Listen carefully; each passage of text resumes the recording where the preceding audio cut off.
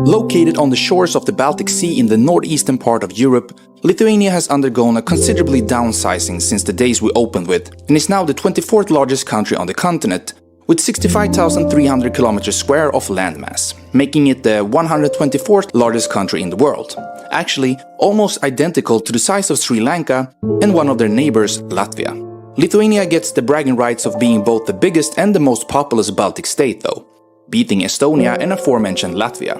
There are about 2.8 million people living here, making the country ranked 35th in Europe and 144th in the world in terms of population. Bordering Latvia to the north, Belarus on the east and south, Poland to the south, and Russia's territory of Kaliningrad on the southwest, for a total of 1,574 kilometers of borders, the longest of which is with Belarus at 680 kilometers. Lithuania also has a coastline of 262 kilometers and shares a maritime border with Sweden. Internally, the country is divided into 10 counties, the largest and most populous one being the one centered around the capital city of Vilnius, which is also the largest city in the country.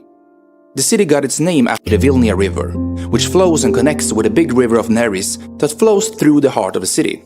Vilnia, meaning ripple in Lithuanian, therefore makes sense in the naming. The city is filled with around 550,000 people and is located just 30 kilometers from the border with Belarus.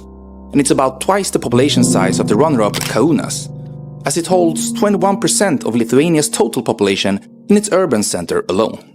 But Vilnius isn't just only the cultural and economical center of Lithuania, but also a geographical center of Europe, at least according to some, as there are contestants for the honors, depending on who and what you measure. Yet the Guinness Book of World Records does recognize the nearby village of Girja as the epicenter of the old continent, which is another word for Europe if that wasn't clear. The second largest city is, as we mentioned, Kaunas, and has about 290,000 people, meaning that the two biggest cities in Lithuania amount to about 31% of the total populace. Although, there are two more cities with populations higher than 100,000. Of these two, Klaipeda is the more notable one as it is the port city and is located as a gate to one of the country's most noteworthy geographical features, the Lithuanian Sahara, or more commonly named the Curonian Spit. A 98 kilometers long, thin and curved sand dune spit that separates the Curonian lagoon from the Baltic Sea coast. Overall, Lithuania is a predominantly lowlands country, with the highest point being just 293.84 meters tall. The Aukštojas hill holds this very shy height record of the nation. Although that is not quite true actually, considering that the Vilnius TV tower stands at 326 meters. So the highest point should go to the Vilnius Televizijos bokštas.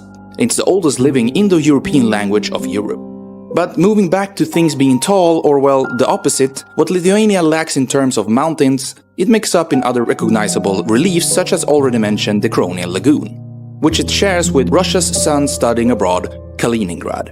This mostly freshwater lagoon has a total size of almost 1.6 thousand kilometers square, but the Lithuanian part is only 381 kilometers square. Yet, Lithuania has the better use for it as Klaipeda is the only port. Besides being the former base of the Teutonic Knights, the lagoon was formed 3,000 years before our era, as the winds created the Curonian Spit dune, which split the two bodies of water. But according to Baltic myths, which we of course prefer, the Curonian Spit was formed by a giantess named Neringa to protect her home from the rage of Naglis, an evil dragon. With this inviting coast, Lithuania's climate is both maritime and continental, and the country as a whole is located in a cool temperature zone, meaning they have moderately warm summers and moderately cold winters. The average temperature in the hottest month of July sits at only 17 degrees Celsius, while in the winter it's around -5 degrees Celsius. But the moderate weather didn't stop the around 2.4 million foreign tourists from spending a night in the country in 2021, most of them from their close neighbors Poland and Latvia. Like the Gulf, which boasts one of the most memorable sites in Lithuania, Trakai Island Castle. Built amidst the glory days of Lithuania in the 15th century, today is an unmatched picture of a fantasy saga idyllic, only to be found in video games. Yet, it is a rare part of Lithuania that looks like a fairy tale you want to tell your smallest children, because the lush forests that cover a third of the country root in a far different setting, an eerie tone amplified by the knowledge of history and the present. Lithuania joined the European Union and NATO in 2004, and has been using euros since 2015, after briefly returning to their own currency, litas, in the post-Soviet era. Recently, it has used its position as a roadblock to Kaliningrad as the bargain ship for NATO's interest, which is severely endangering the country, and not only because most of Lithuania's imports came from Russia in 2019. Do you recall the decline in population we mentioned at the very start of this video? Well, it turns out it's a sinister one, as it is the country with the second fastest population decline projection, close to Bulgaria. It's estimated that the populace of Lithuania will shrink by 22.1% over the next 30 years, to just 2.1 million people, mostly due to mass migration, like the Hill of Crosses and the Hill of Witches, two pretty scary places you'll find in Lithuania, which are really on brand with the persistent pagan influences. And I've already mentioned that Lithuania is heights the pride, yet that can't be said of their men, as the country is primarily known for its basketball players. Now, hopefully we haven't scared you too much of Lithuania with its eeriness, as this country really should be explored in person firsthand.